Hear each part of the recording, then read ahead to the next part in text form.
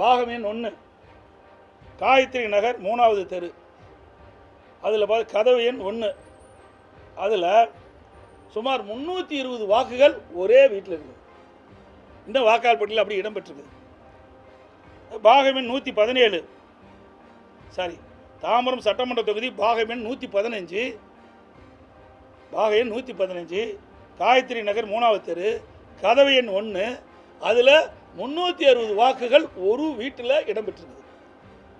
பாகம் எண் 117 அதே தாம்பரம் சட்டமன்ற தொகுதியில் பாகம் எண் 117 ரோஜா தோட்டம் 2வது தெரு, கதவு எண் 1, 150 வாக்குகள் இருக்குது. ரெண்டுலையுமே பார்த்தீங்கன்னா 510 வாக்குகள் இரண்டே வீட்டில் இருக்குது. இதையெல்லாம் களைய வேண்டும். ஒரு உண்மையான நேர்மையான வாக்காளர்கள் வாக்காளர் பற்றி இடம்பெற வேண்டும் என்ற அடிப்படையில் தான் இந்த எஸ்ஐஆர் பணியை நாங்கள் ஆதரிக்கிறோம். அது மட்டும் இல்லை, இந்த எஸ்ஐஆர் பணி மேற்கொள்கின்ற பொழுது ஆளுங்கட்சியை சேர்ந்த அழுத்தம் கொடுத்து சில மாவட்ட ஆட்சித்தலைவர்களும் சென்னை மாநகராட்சி ஆணையாளர் அவர்களும் முறையாக இந்த பணியை மேற்கொள்ளவில்லை.